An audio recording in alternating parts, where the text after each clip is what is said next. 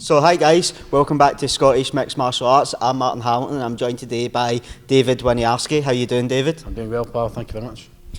So David, you debuted 8 months ago and you've quickly become one of the UK's best welterweights. Was this something that you predicted? Say it again. No, I'm happy with my progression. As I say, I'm in here pretty much 4 hours every day. Nobody works as hard as I do. That's always the dream. I'm getting to a certain age now where time's starting to have a factor in it, so I need to get done. If I'm going to get it done, I need to get it done now. So that's what I'm kind of doing. I'm in here 4 hours every day, working grafter away, trying to execute the craft. So I am surprised I've climbed so quick, but it was always the target. By the end of the year, my target was to be the top 20. And well, I looked at it today, and I'm sitting about 18th at middleweight, which I didn't even fight at. I noticed that today. Like you're sitting, I think it was 17th or something. You were sitting at middleweight. I think I'm 30th in the welterweight or something. Aye. So it's where I'm going to go. Obviously, I mean, I think I'm going to have another 2 or maybe 3 fights scheduled this year. So another 2 or 3 wins on the board, and I'm assuming I'll be where I want to be. So it's just case I'm looking forward and see where I'm going to go. Keys, your last fight was at Cage Warriors Academy, Wales, against Raheem Joseph. Can you sum that fight up for us, how you think it went? Well, I mean, I taken it on 12 days' notice. I was coming off of a fight where I had a wee bit of break off, because I was fighting quite quick, so I thought, okay, I'll have a wee break off. Still training, but not to the full potential. I taken it kind of on 12 days' notice. Wasn't exactly fitness where I wanted to be, but I was still fit enough to get the 3 rounds done. The weight was a bit of a difference, like, you know, when he was trying to pressure me to take me down, I couldn't throw him about as easy as I do at 77 kilo. But I mean, ultimately I got the job done. But it was a wee bit tougher. Getting a big guy like that lying on top of you, because I mean, that's what I kind of walk around at 83, 84. So I was just kind of eating all day. Aye. I wasn't cutting. He probably cut and then it went in, so he was obviously that wee bit of a heavier man. But I just felt like I was too fast. I seen a lot of attacks come in, so kind of I had a wee bit more advantage that way. But once I got a hold of me, it was hard to get him off. Because we've seen a lot of athletes as well coming through the Cage Warriors Academy and then moving on to professional Cage Warriors. Is that kind of an avenue that you've got lined up in your mind? Aye, 100%. I mean, it's all just about getting your name out there. And I mean, that's the biggest platform around about this kind of way that you can. It's one of the biggest promotions in Europe, you know. Yeah. I mean, you've got like McGregor and Paddy Pimblett, they all came through that kind of thing. So you basically just try to follow in their footsteps and get myself noticed. Can go there and get the jobs done, and then they'll never know what might happen, you know what I mean? Yeah, absolutely. And one of the questions I wanted to ask you as well is, see, like, do you think it's something that more big promotions should look to adopt as the kind of academy? Because if we look at it from like a football perspective as well, all the big teams in Europe have like a football academy. Do you think that's something that the UFC should look to adapt, the likes of Bellator and One Championship? To be honest, that's the only academy I've ever seen in Scotland that does that. Well, it's not in Scotland, but it kind of promotes the Scotland fighters. I don't think there's enough of that around. Like you said, it would be good for that to get the in. You know what I mean? Instead of like, because boys like us, we come and train all day, get hard earned money into the gyms. It's hard to get up and actually get going. You know what I mean? Like so having things like that would gives us a big jump up to get there a lot faster. You know what I mean? Instead of grinding it out for years and years and years. You know what I mean? Just get up there a lot quicker for a bit more longevity. You know what I mean?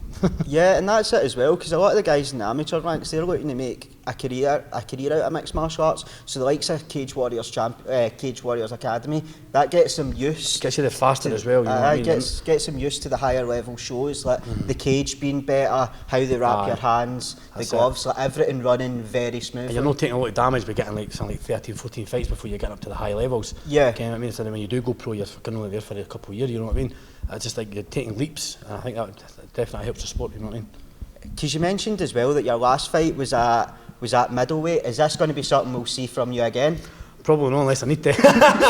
I mean, it was just an opportunity there. It'd be silly to take that down. I mean, I'm 55. I'll fight anybody. You know what I mean? But I thought, kind of opportunities there. It'd be silly not to take it. I mean, I've been fighting. I'll fight anybody anyway. But that's the reason I turned it. I thought it gets my name out there, and then obviously it's worked because I've been noticed. Now I get to fight at my weight on my terms. You know what I mean? So I'm looking forward to getting out there now. You've got a fight lined up in August. Is there anything you can tell us about that fight? The opportunity actually arised from my last Cage Warriors appearance. So obviously I fought at the weight class above. They've obviously seen something in me, so they've sanctioned I think 4 amateur bouts on the next Cage Warriors event, next pay-per-view event. So I'm actually going to be one of them. There's another guy from the gym, Lewis McGavin's fighting on it as well. So it's good to 2 of us getting there, you know what I mean, a wee bit of team camaraderie. But so I'm fighting at my normal weight class, which is good. I can actually show what I'm all about. Maybe throw this guy about a bit more. I'm excited to get in there and get back into doing it at 77 kilo and showcase what I'm actually all about. Be a full camp as well. As I say, I taken the last one on about 12 days notice and still got the job done. So I've got about 3 more weeks to get under my belt So I'm looking forward to getting there and showcasing what I'm actually all about. Because that was something I wanted to ask you as well. Like you mentioned about Lewis McGavin, he's fighting on the same show as you, and as everyone's probably already aware, your team's actually running a show. I think that might be that weekend or the weekend It's before. actually the day at the back yet. So the story with that is I had a fight lined up. Just obviously fighting on the home show. It was going to be good to get up here and actually fight with my own boys and with my own crowd. I've actually had this is going to be my 5th fight and I've actually only fought in Scotland yet. So I was kind of looking forward to it, to be honest with you. But I mean, that's an opportunity to fight in Cage Warriors is one not to be snubbed at, not to be turned down. So I mean, obviously there was no hesitation at all. I was like, fucking get that fight signed up. But it would be nice to fight in Scotland. But I mean, you didn't turn the likes of Cage Warriors down for something like that. So I was actually fighting. So that show's on the Saturday, is it the 13th, I think? And Goliath shows on the Sunday. So with Casey going down, staying the night, fighting on the fight and getting the job done, it'll be celebration, drink or something maybe, and then right up the road, right at the back of the fight, and then obviously we'll be up in the morning and we'll be at the Goliath show. So it's going to be a bit of a hectic weekend, but one I look forward to.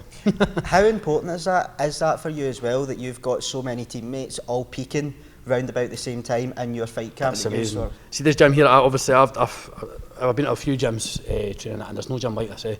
Like we're all together, we're all a team. Like we go, we do a hard training session. There's a wee quarry down in Inverkeithing. I don't know exactly how clean it is, but it's cold water, and we all jump in together, cold water therapy, and just things like that brings the team together.